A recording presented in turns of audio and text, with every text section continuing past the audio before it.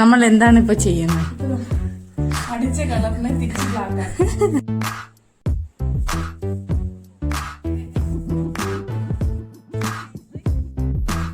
Hello നമസ്കാരം, എല്ലാവരും സുഖമായിട്ടിരിക്കണമെന്ന് വിശ്വസിക്കുന്നു. ഇന്നൊരു ഹെയർ കളറിങ് വ്ളോഗാണ് കേട്ടോ. അപ്പോൾ ഞങ്ങൾ സ്ട്രീക്സിൻ്റെ ഹൈലൈറ്റർ വാങ്ങിയിട്ടുണ്ടായിരുന്നു. അത് ഞങ്ങൾ ഹെയറിൽ ട്രൈ ചെയ്ത് നോക്കുകയാണ്. അതിൻ്റെ വിശേഷങ്ങളാണ് ഈ വീഡിയോയിൽ ഷെയർ ചെയ്യുന്നത് കേട്ടോ.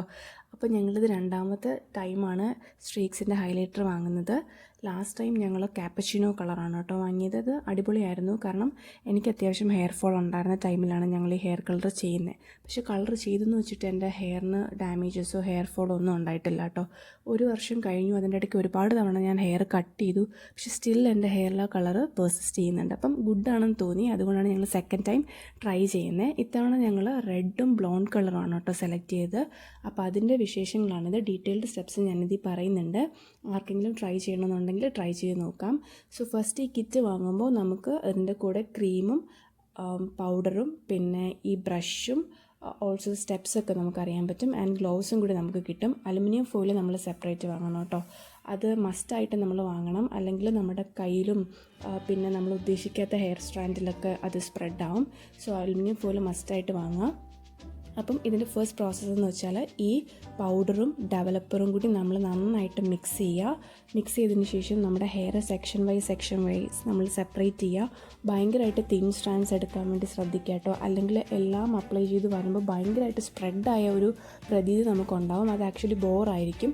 സോ ഭയങ്കര തിന്നായിട്ടുള്ള സ്ട്രാൻഡ്സ് എടുക്കുക. അതിനടിയിൽ ഈ അലുമിനിയം ഫോയിൽ പ്ലേസ് ചെയ്യുക. എന്നിട്ട് നമ്മളിപ്പോൾ പ്രിപ്പയർ ചെയ്ത് വെച്ചേക്കുന്ന പേസ്റ്റ് അപ്ലൈ ചെയ്യുക കേട്ടോ. അപ്പം എപ്പോഴും മേക്ക് ഷുവർ ചെയ്യുക നമ്മൾ ഗ്ലൗസ് ഇടുകയെന്ന്. കാരണം അല്ലെങ്കിൽ നമ്മുടെ കയ്യിലൊക്കെ കളറാവും. കെമിക്കൽസ് അല്ലേ, അപ്പം നമ്മുടെ സ്കിന്നിന് നല്ലതല്ല. അതിനുശേഷം കളർ അപ്ലൈ ചെയ്തിട്ട് നന്നായിട്ട് ഇത് റാപ്പ് ചെയ്ത് വെക്കുക. റാപ്പ് ചെയ്ത് വെച്ചാൽ മാത്രമേ കറക്റ്റ് കളർ നമുക്ക് കിട്ടത്തുള്ളൂ. അപ്പം ഈ സ്റ്റെപ്പ് എന്ന് വെച്ചാൽ നമ്മുടെ ബ്ലാക്ക് കളർ ഹെയറിനെ നമ്മൾ കുറച്ച് ലൈറ്റ് ബ്രൗൺ ഷെയ്ഡ് നമ്മുടെ ഹൈലൈറ്റ് പോലെ കൊണ്ടുവരാൻ, ഒരു ബ്ലോണ്ട് പോലെ ആക്കാൻ വേണ്ടിയിട്ട് നമ്മൾ ചെയ്യുന്നതാണ്. ഇത് ചെയ്ത് കഴിഞ്ഞാൽ മാത്രമേ നമ്മൾ ആക്ച്വലി ഉദ്ദേശിക്കുന്ന കളർ ഏതാണ് അത് നമ്മൾ ഹെയറിൽ അപ്ലൈ ചെയ്യുമ്പോൾ നമുക്ക് ആ കളർ വിസിബിൾ ആവത്തുള്ളൂ. അല്ലാതെ നമ്മൾ ബ്ലാക്ക് ഹെയറിൽ ഡയറക്റ്റായിട്ട് റെഡ് കൊണ്ട് അടിച്ച് കഴിഞ്ഞാൽ നമുക്ക് കളർ വരില്ല. സോ നമ്മൾ ഫസ്റ്റ് ഈ ഹൈലൈറ്റ് ചെയ്യുക. അതിനുശേഷം ഇതൊരു 30 മിനിറ്റ്സ് വെയിറ്റ് ചെയ്യുക കേട്ടോ. ഹെയറിൽ വെച്ചിട്ട് 30 മിനിറ്റ്സ് നമ്മൾ വെയിറ്റ് ചെയ്യുക. അതിനുശേഷം നമ്മൾ ഹെയർ നന്നായിട്ട് വാഷ് ചെയ്യുക. ഷാമ്പൂവും കണ്ടീഷണറും ഉപയോഗിച്ചിട്ട് നന്നായിട്ട് വാഷ് ചെയ്തിട്ട് നന്നായിട്ട് ഡ്രൈ ആക്കുക. അപ്പോൾ നമുക്ക് ഏതാണ്ട് ഈ ഒരു ലുക്കായിരിക്കും കിട്ടുക. ഈ ഒരു ഹൈലൈറ്റഡ് പോർഷനിലാണ് നമ്മൾ നെക്സ്റ്റ് നമ്മുടെ ആവശ്യമുള്ള കളറിൻ്റെ ആഡ് ചെയ്യാൻ പോകുന്നത്. അപ്പം സെയിം സ്റ്റെപ്പാണ് അതിനും ഒരു ഡെവലപ്പർ ക്രീമുണ്ട് പ്ലസ് കളറൻ്റ് ഉണ്ട്. ഇപ്പം അനിയത്തിക്ക് ട്രൈ ചെയ്യുന്നതെന്ന് വെച്ചാൽ റെഡ് കളറാണ്. സോ നമ്മൾ ഈ ഡെവലപ്പർ ആഡ് ചെയ്തിട്ട് അതിൻ്റെ റെഡ് കളറും കൊണ്ട് ആഡ് ചെയ്യും. നന്നായിട്ട് മിക്സ് ചെയ്യും. മിക്സ് ചെയ്തതിന് ശേഷം നേരത്തെ പറഞ്ഞ പോലെ തന്നെ നമ്മൾ ഹെയർ സെക്ഷൻ ഡിവൈഡ് ചെയ്തിട്ട് അലുമിനിയം ഫോയിൽ വെക്കുന്നു. കളർ അപ്ലൈ ചെയ്യുന്നു. ഒരു 30 മിനിറ്റ്സ് കൂടെ നമ്മൾ വെയിറ്റ് ചെയ്യുന്നു കേട്ടോ. സെയിം പ്രോസസ്സാണ്. അപ്പോഴും ഗ്ലൗസ് യൂസ് ചെയ്യാൻ മറന്നു പോകരുത്. Always make ensure that you are using gloves well using this. Okay. അപ്പം അതിന് ശേഷം നമ്മൾ എന്താ ചെയ്യേണ്ടതെന്ന് വെച്ചാൽ ഒരു 30 മിനിറ്റ്സ് ഒക്കെ വെയിറ്റ് ചെയ്തതിന് ശേഷം നമ്മൾ ഒന്നുകൂടെ ഹെയർ നന്നായിട്ട് കഴുകി കളയുമ്പോഴായിരിക്കും എത്രത്തോളം നമ്മുടെ കളറ് അപ്ലൈ ആയിട്ടുണ്ടെന്ന് നമുക്ക് മനസ്സിലാവാം. അപ്പോൾ ഇത്തവണ നമുക്ക് ചെറുതായിട്ടൊന്ന് പണി പാളി. കാരണം നമ്മൾ എടുത്തപ്പോൾ നമുക്ക് ഭയങ്കര തിൻ സ്ട്രാൻഡ്സ് ആണെന്ന് തോന്നിയെങ്കിലും പക്ഷേ എല്ലാം കഴിഞ്ഞ് വന്നപ്പോൾ ഭയങ്കരമായിട്ട് കൂടിയൊരു ഫീൽ ഉണ്ടായിരുന്നു. സോ അതുകൊണ്ടാണ് പറയുന്നത് തിൻ സ്ട്രാൻഡ്സ് എപ്പോഴും എടുക്കുക. പിന്നെ നമ്മുടെ ഹെയറിൻ്റെ പോറോസിറ്റി അനുസരിച്ചിരിക്കും കേട്ടോ. അതായത് ഓരോ ഹെയറിനും അബ്സോർബ് ചെയ്യണതിൻ്റെ ഒരു ലെവലുണ്ടല്ലോ. ലാസ്റ്റ് ടൈം ഞാനും കസിനും ഒരേ കളറാണ് ട്രൈ ചെയ്തത്, ഒരേ എമൗണ്ടാണ് അപ്ലൈ ചെയ്തത്. പക്ഷേ എനിക്ക് ഭയങ്കര കളർ കൂടിപ്പോയി. എനിക്ക് ഭയങ്കരമായിട്ട് സ്പ്രെഡ് ചെയ്ത പോലെ ഉണ്ടായിരുന്നു.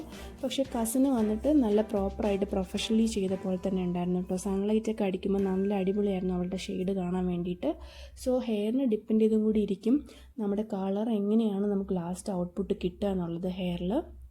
അപ്പം എപ്പോഴും ജസ്റ്റ് നമ്മളൊന്ന് പാച്ച് ടെസ്റ്റ് ചെയ്യുന്നത് നന്നായിരിക്കും. അതായത് തുമ്പിൽ എവിടെയെങ്കിലും ഇതുപോലെ ഒന്ന് ജസ്റ്റ് അപ്ലൈ ചെയ്ത് കുറച്ച് നേരം വെയിറ്റ് ചെയ്തിട്ട് കളറിൻ്റെ ആഡ് ചെയ്ത് നോക്കുകയാണെങ്കിൽ നമുക്കറിയാം എത്രത്തോളം നമ്മുടെ മുടിയിൽ കളർ പിടിക്കും എന്നുള്ളത്. അതെപ്പോഴും നല്ലതാണ് ഒരു പാച്ച് ടെസ്റ്റ് ചെയ്യുക എന്നുള്ളത്.